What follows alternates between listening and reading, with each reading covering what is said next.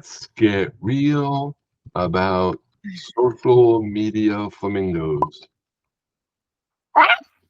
Exactly. Okay.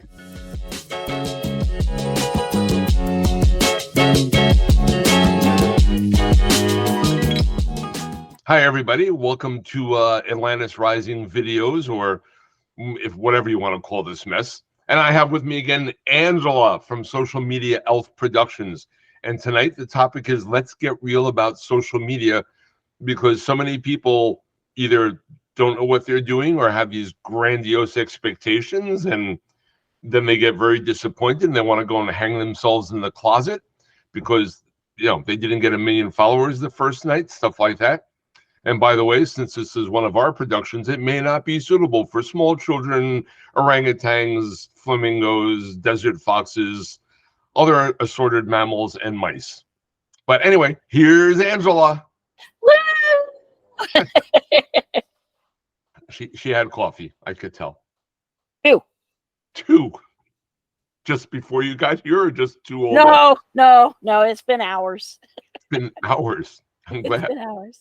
Okay, but how big was the cup? Was it like 84 ounces or? It was 16 ounces each. Okay. Each. So, 32 ounces. I can do math. That's good. So this is what you don't do when you're trying to work on graphics for social media. You don't drink 2 16-ounce cups of coffee and then expect the graphics to come out right, because when they come out fuzzy or backwards and then you want to pull your hair out and go, it's not a pretty idea. Okay, so what do we need to talk about, Miss Angela? What would you like to start off with? Like, what is the biggest misconception that people have when they either hire a social media coach or they start trying to do it themselves? The biggest misconception, especially when they hire a coach, is that they're going to become famous. Oh, okay. Their numbers are just going to skyrocket and everything's going to change overnight. That is not the case at all. I've noticed that. I have not become famous as of yet. Working on it, but still, no. Yeah, it's not overnight. It takes time. First, you have to kind of undo the damage that's already been done by previous posting habits. So that can actually do damage to your reactions and to your interaction and stuff like that? Yes, it actually can. It can cause, depending on what it was, it can cause you to be shadow banned. If you're spamming your hashtags, you're using the same hashtags over and over and over again. Instagram starts to see that as spam and you become shadow banned. You still will get people seeing it, but you're nowhere near in the front of the pack. You're not going to get the exposure that you would have if you were doing things the right way. Okay, so shadow banning is a fancy term for your stuff is being pushed to the side and not like let out to the real public. Right, exactly.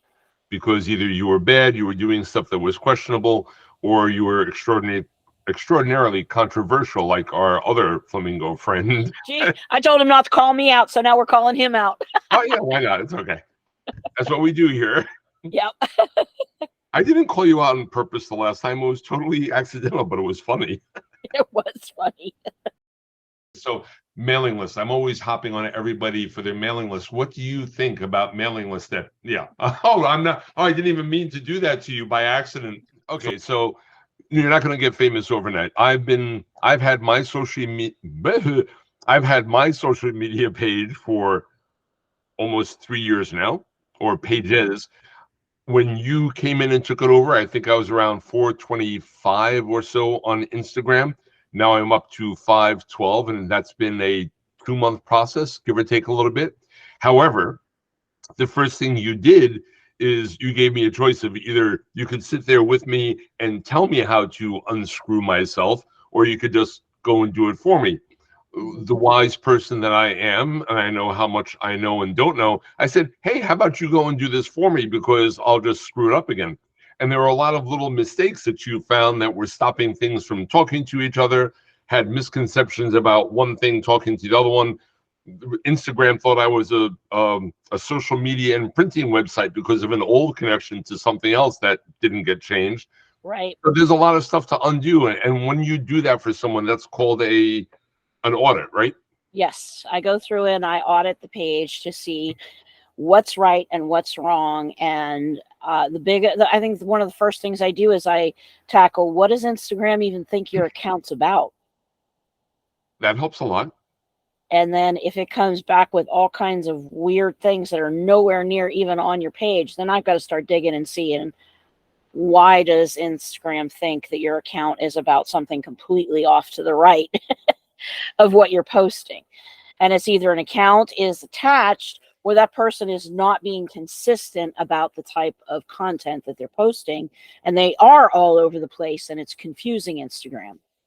No, so it's really important to keep your posts in a specific genre. So you can't post about making French fries today and then psychic stuff tomorrow and then mental health on the third day and then nutritional stuff. It has to be, you have to keep focused in a way to have things recognize you the right way. Yes, absolutely. And the best way, like if you want to share something about French fries, do it in your stories. It won't affect your feed. Oh, okay. So you got to kind of know where to share those like off topic things. There's a space for it, but it's in your stories. And your feed is supposed to be very topic, very specific. The more specific, the better off you are with your reach, because Instagram's going to have a clearer image of who your audience is. Okay, so when you post the stories, that's not affecting the algorithm, or it's not tagging you It's and a saying, whole other algorithm all by itself. Your feed has an algorithm, Reels has an algorithm, your stories has an algorithm. I mean, everything, there are different algorithms going on in the background at all times. and that's probably one of them. Everyone uses the word algorithm, and I know it's a mathematical formula that's basically looking at everything you post and trying to put it in some semblance of order to say, oh, this is worthy, it's getting enough interaction, we're going to like let this go to more people. Right. At the same time, if it doesn't match up or if it doesn't work out well, then it sort of gets pushed down. Right. It just doesn't get as much exposure. And what people need to understand is that the algorithm's goal is to keep the audience on the page. So if your post, your content isn't even engaging a certain percentage of your own followers, you're not going to get pushed out to a bigger group of people. There has to be a certain level of interest even within your own group for it to get more reach. I got it. So if a person is starting their page, well, let's say they have a Facebook and Instagram, they only have like 50 to 100 followers, maybe, which is nothing, and you find that those pages are totally screwed up. Is it easier to try to fix it or just delete the whole thing and start from square one? That would have to be discovered in audit just how bad it is. But sometimes, like if you've only got a small amount of following and you've really just shot yourself in the foot, and I've done a lot of study and research on it, it is recommended you just start over. Because this way you have a clean slate and you know where everything is. And right, it's sometimes harder to clean up the mistakes than to just start new, especially if the account has any kind of strikes or anything on it. Then that account is probably dead in the water. okay, so what is a strike? what will get you on the board for a strike, or what's the real term? Is there a real term? Your account has a community guideline. Yeah. If you've done something against community guidelines, then you will typically get a notification from Instagram to your designated point of contact letting you know, and that goes on your record. You can find it. You have to go into settings and work your way through to find it, but it's on there. It'll let you know if your account is what they call good standing or if you've had issues. So if you've had community guideline issues, it's a lot harder to move past that, especially if it's been fairly recent. After a period of time is, and I'm not sure exactly what the time is, so that is something I'm going to look into, but there is a period of time where as long as you behave and the strike was minor for the most part, it's not a lot of misinformation, that'll eventually fall off of your account. But if you're continuing that behavior, your account's done. Oh, got it. Makes sense.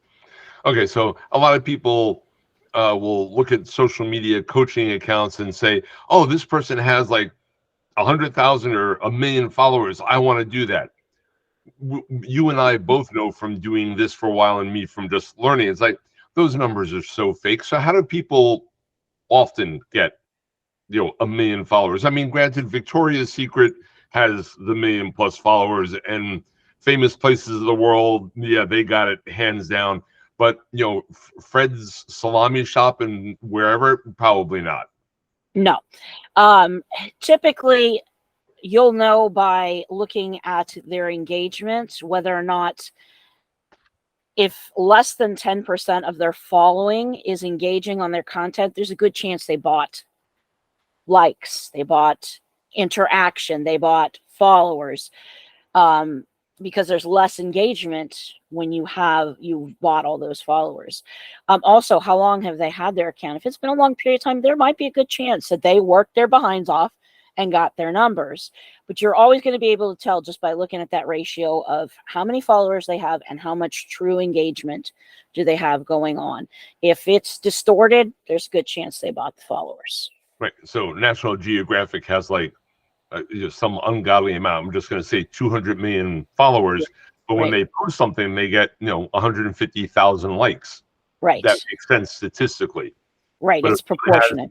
1 million followers and they get 2 likes, that means they probably have, it's just a bunch of bots. Now I take it if Instagram catches this is a strike. Yes. Instagram can actually throw you in what they call Instagram jail and lock you down for whatever period of time they determine, is going to be best. I've seen people locked down for 24 hours. I've seen people locked down for 72 hours. If you're running a business, that could be crippling. Oh, sure. Makes sense. I remember a long time ago when everyone was coding in HTML, there were a lot of questionable HTML tactics that you could use to get people to see your page in search engines. Right. BMW had their website taken down for a year by Google and Yahoo at that time. Yeah, they were using questionable techniques. Yeah, that hurts a lot. Having your website pull off the major search engines for a year. Yes.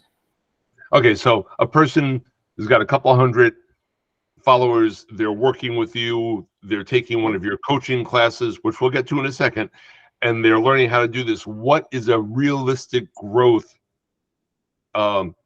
percentage per month that if someone's actually doing things right, what will they expect to actually get if they're doing things right? 1 to 3%. So for every 100 people, if they have 100, that means on the high side, they'll get 3 people. On the low side, 1 person in a month.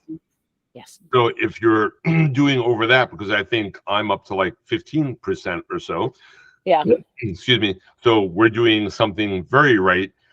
And again, this depends on how your graphics are, if they're eye-catching, if your content is there, if people are engaging, and this is something new, if you are interacting with people that engage, apparently that counts a lot also.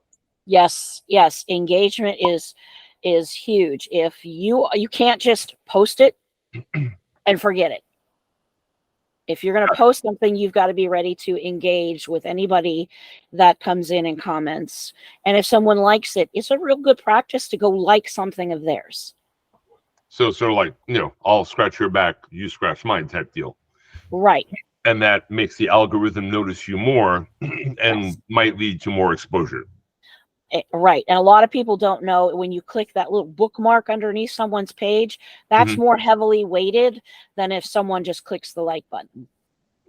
What is the little you mean to save a post or to save a post? Yeah. Sending someone a post is also good. Yes, but bookmarking is supposed to be like the golden standard for really getting that best engagement.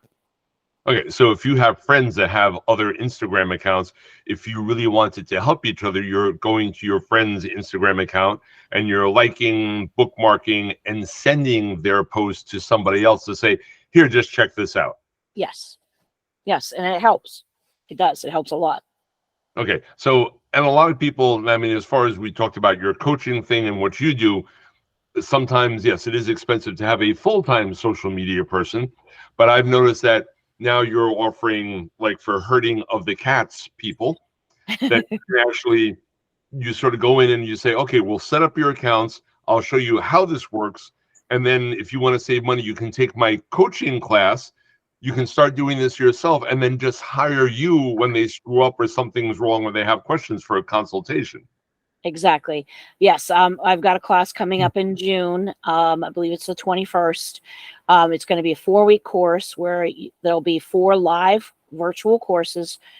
There will be homework. So I'm going to give the people homework so they learn. They physically got to get in there and do these homework assignments so that when I move on from that 4 weeks, they actually really know how to do these things. So I'm going to teach them how to post, how to do hashtag research, how to look at your analytics, how to use other apps that are free that's going to help your graphics and your content be better overall. So there's going to be a lot of teaching, but I expect you to also participate in the course. I mean, if you're hands-on, you're going to learn it much faster. But I just Exactly. think what's nice that you're doing that a lot of other places don't is that you're offering them, it's like, okay, we'll fix this, go in here, be free and fly and do your stuff. And then if you need help again, call me and we'll do another 2-hour session and go through whatever questions you have or modify the next step. Or Yes. possibly even do another audit and say, oh, this is what you're doing right, and this is where you're really screwing up. Right. Now, Exactly. also what I've noticed, like when someone hires you and you do posts, you get paid to design the post, you do the post, you post it for them, Mm-hmm. and then a lot of these silly people sit there and just say, oh, that was a nice post, and they don't do anything with it. I mean, when you post on my account, I go, if like my Facebook, I go and share it out to 20 or 30 groups. I put it in stories. I go and put it on friends' feeds. Yep. Oh, that's the other cute thing. I just feeds. So on your phone, when you scroll down and you see the little like the share thing, Yeah. you can only share it to groups on the phone and a couple of other things. Yeah. However, if you do it on the desktop and you hit share, it'll give you the option to share that same thing to your friends' timelines. So if you Yes. have another 1,000 friends, they can all be your victims for timeline sharing. Yes. And just even not just Instagram, but on Facebook, they have, and it's not my favorite tool, but Meta Business. If you go into Meta Business, right there, when you first open the page, you scroll down a little bit, and it has a section where it says invite, and it has all the people that have liked your posts that are Oh, not members. really? Send them an invitation. They came, they liked your stuff, invite them back. So the invite does what? That like makes them or allows them to become followers, so your numbers go up, or Yes, what it does is you send an invite, inviting them back to come back and follow the page instead of just being a spectator. Okay, that's great. You came, you saw my post, you liked it, you maybe commented on it. I want you to come back again, so I'm going to extend an invite to you. that's right, and that's right because with the invites, I just became eligible for stars. But Right, my profile, I always get this wrong. My profile is eligible for stars, so I can right, do reels and live videos for stars. However, my page, the business side of it, is not because I don't have enough followers, and I get right. very confused with that. And then Facebook does weird things because sometimes it shows up on the other side, and I'm like, how did it get here? I know, I know.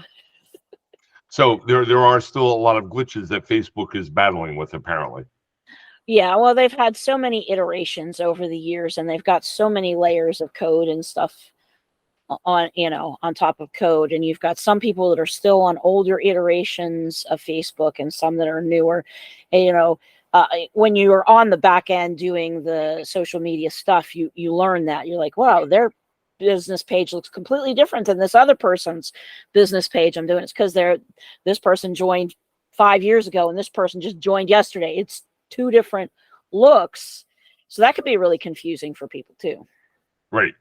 Now, speaking of looks, so we hear the word branding a lot.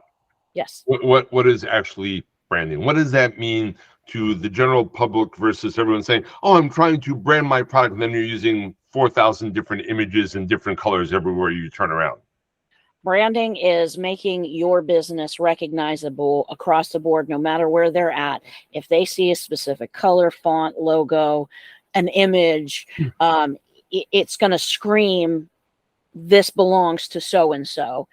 And that makes them feel like, okay, if they go from my Instagram to my Facebook, they're like, oh yeah, this is Angela's account. There's the flamingos, Got it. they're gonna know that that's my account based on the consistency from one platform to the next, and using similar images. Now, some pages, the branding, it should be like the bio part and your banner and your image, right? But when you get down into your feed, it really needs to be based on what type of a business account you are. So if you're an account that is supposed to be festive and having fun, you're going to want it to be bright, inviting, and look like a festival. You don't want it to be look like a newspaper. Right. So you want to make sure that's part of branding too, is making sure that you're portraying an image for your business, and a festival should be inviting and welcoming and not sterile. Right. So and also I guess branding, if a person's moving from, if they see an ad that you ran and then they click on it and your Facebook looks like the ad and then your Instagram looks like the ad and the Facebook, they're going to feel safer about clicking the purchase button because they're probably figuring, oh, everything looks the same. And because some spoof accounts will do that, they'll look something like yours and then all of a sudden it'll go totally different. You're like, wait, what just happened? Yep. Yep. There's so many spam accounts there that people are nervous about it. So branding is important in the way that it allows your consumers to know, like, oh, that doesn't look like her page. Maybe I should need to dig a little deeper. Is this a scam account? So, but some of those scam accounts are really good. So buyer beware. Yeah, you always have to do that. Okay, so you said your course is starting June 21st. Yes. Okay, how do people go and find out about your course? Because June 21st in 2023, because who knows, this video could be around for 10 years and they'll be looking for saying, it's not here. It's like it's a wrong year. Anyway. It'll be on demand by then. It's okay. Oh, there you go. Okay. How do they go and find your course? What's the link, or where are you? Yeah, if you go to my Instagram account and you go to the links in my bio, it'll have the link that goes directly to the page for the course, and then you can purchase it there. Got it. And you said that's 4 weeks, two-hour sessions? It's 90 minutes to 2 hours, just depending. I allow for a little, overflow just in case, because each week when you have your homework, I want to give everybody an opportunity to ask questions and be supported before we get into the next week's lessons. So yeah, it's going to be an hour and a half to 2 hours. Okay, so people can ask questions during the class. Really get okay. Yes, so, it's a very interactive course. Excuse me. Let's talk about hashtags. Everyone uses the word. Probably very few people know how it really works. Okay, so if I have an Instagram account, I have 200 followers. Yes. When I post something to my Instagram feed and I don't use any hashtags at all, only my followers will see what I post. Correct? Actually, no. I knew you were going to screw me up. Fine. But that's a good question, though. Yeah. Because Instagram is starting to be keyword searchable. Oh. So it's going to look through the content, what you wrote, and the image that you included. And if it is getting a lot of interaction on your page, it will still push out. It just might not be the exact right audience. It's going to go based on what was within your caption. And I don't know if not everybody understands Chat GPT, but if you take your caption and you drop it in there and say, give me keywords or give me hashtags for this post, sometimes it comes up with some wild and crazy things.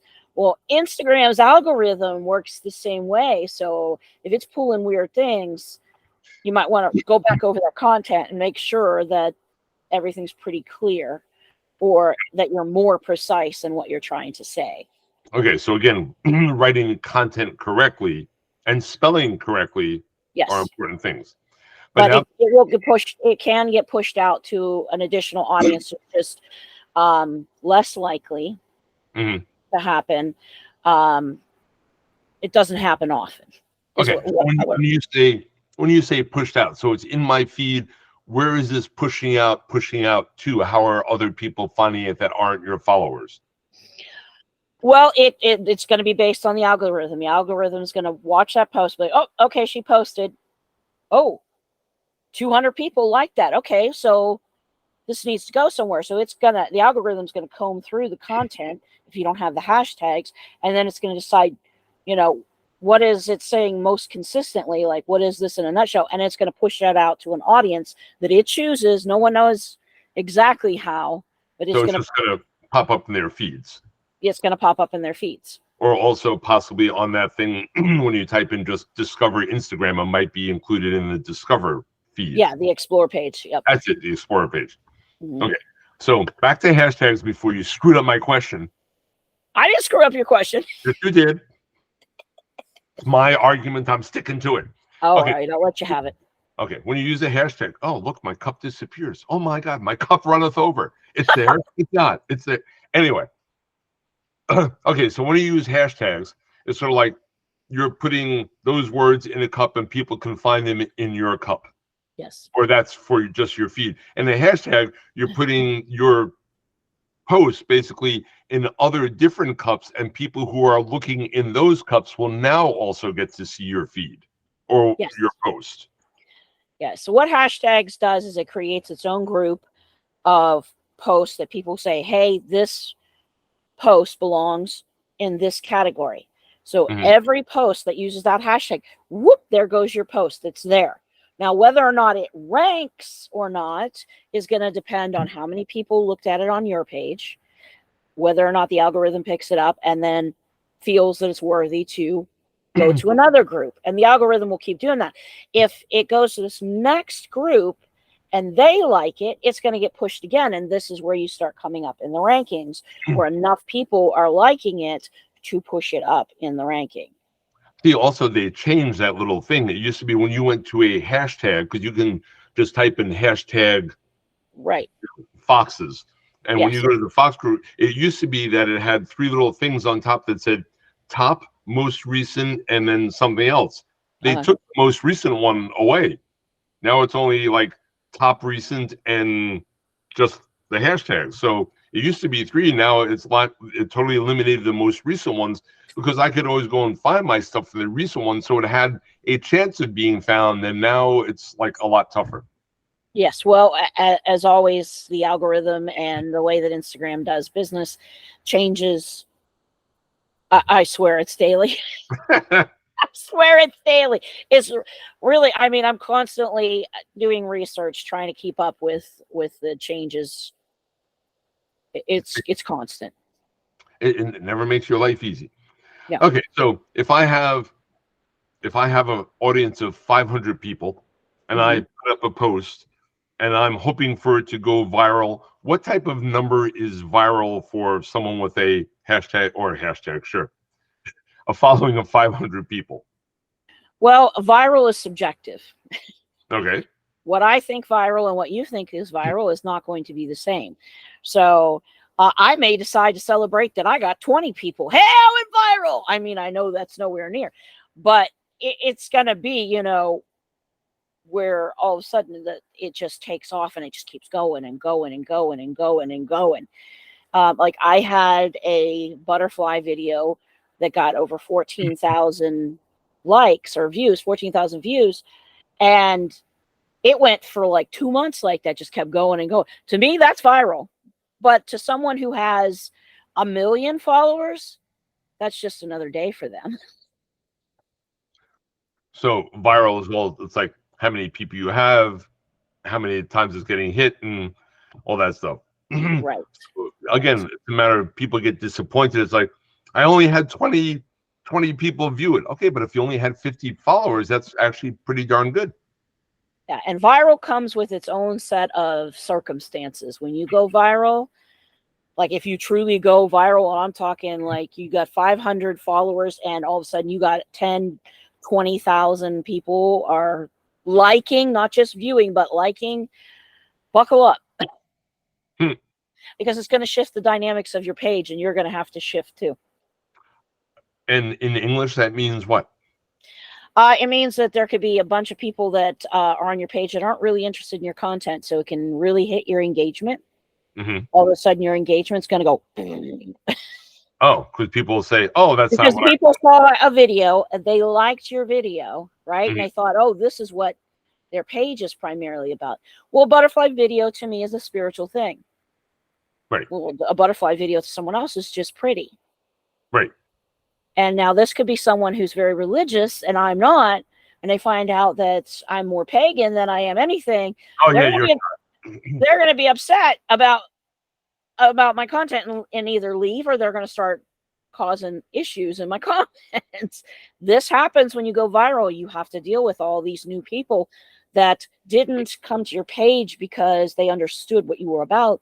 They came to your page because your video grabbed their attention, and they were hoping for more of the same of that one moment. Got it. So it's a it's a whole different present wrapped in different papers. So you really have to, again, you have to keep on what's going and see what people are trying to do.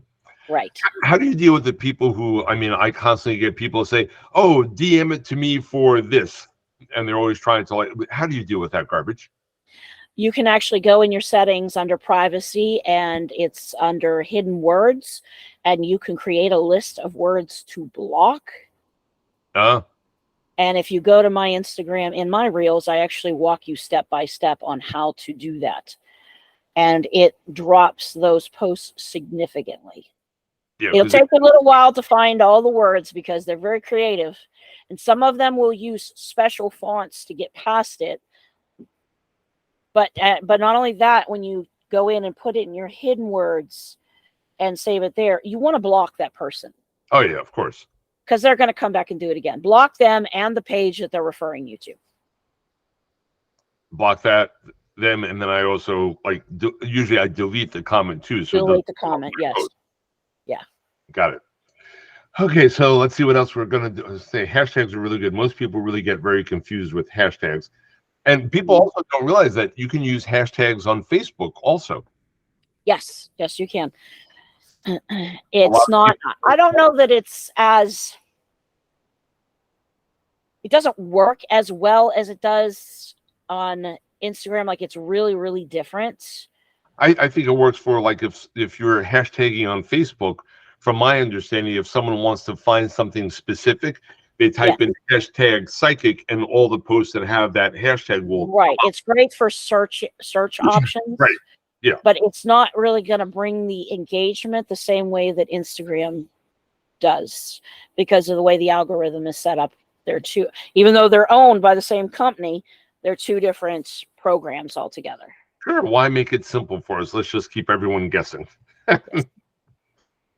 Okay. So we talked about algorithm. We talked about content. We talked about engagement. What the hell is a bot?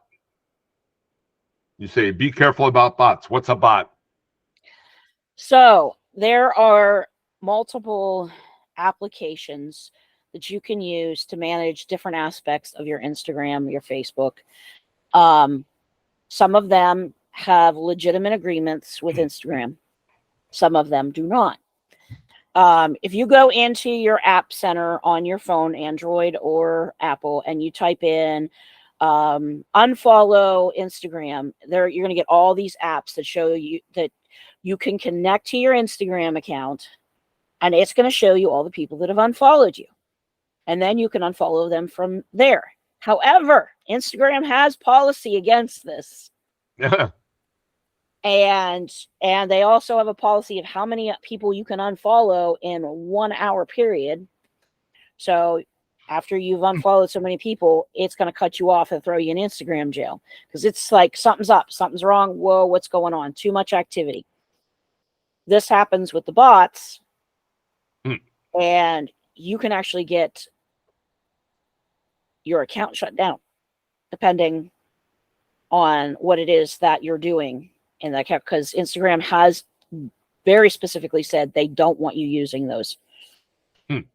So they do have specific apps apps that you can use, like Flick is a great one that you can use to your posting and your hashtags and that kind of stuff.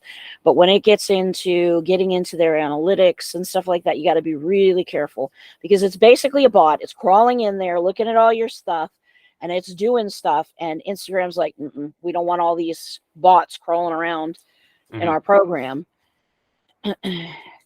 and following, unfollowing, and all of that. So yeah. And because I guess their view is that's also taking away possible page views from them and all this other stuff. They want to keep their customers on the page. You just had a dog head show up. It's a ghost dog.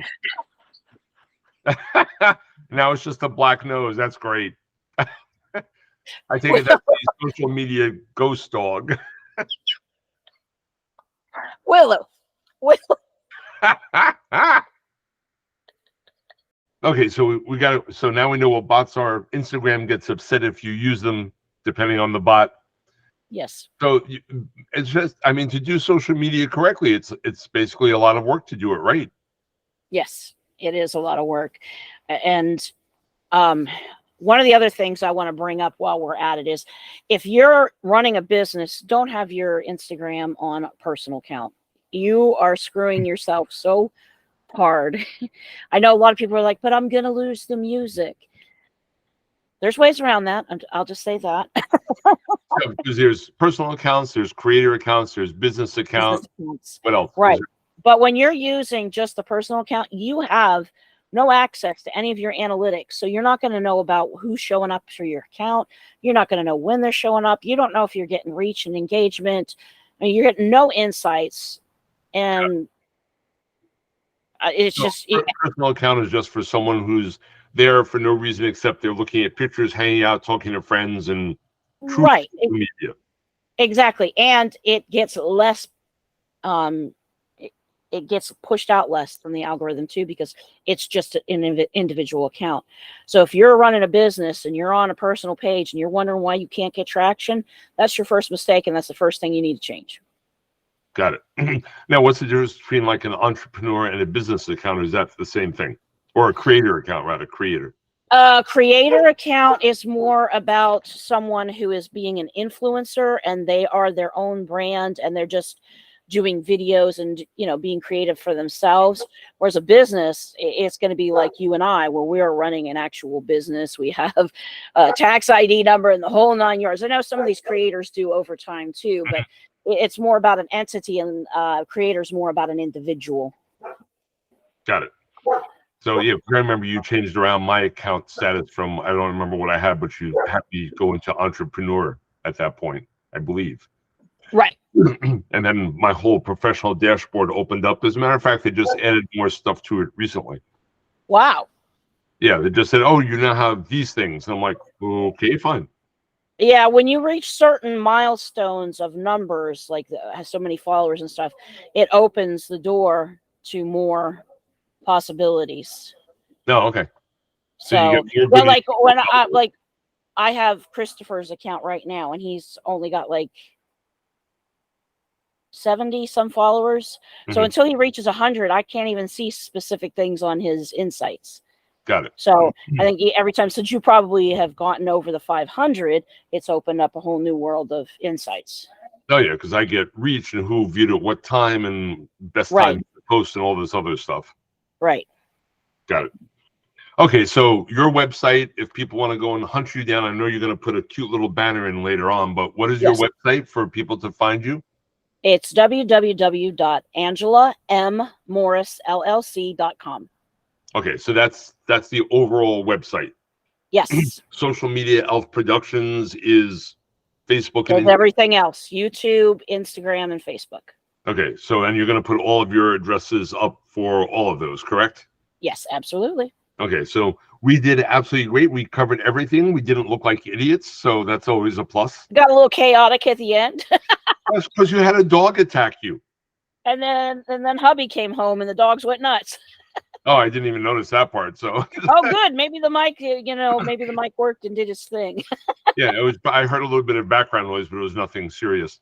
Oh, good. Okay, so we did a great job, Angela. Thank you for coming by. By the way, my name is Alexander Nemo, and even though this is going to go up on her YouTube as well as mine. So look for it on social media, Elf Productions or Alexander Nemo. If you go to YouTube, my website is alexandernemo.com.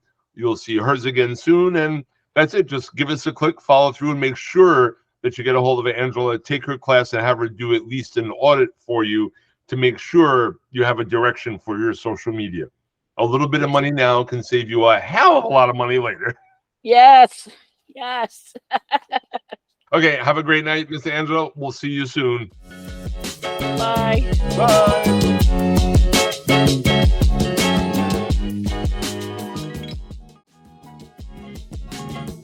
Okay. Never mind. Okay. Oh, you got flamingo. I didn't even see the flamingos. Of course. Flamingo flock. Flock.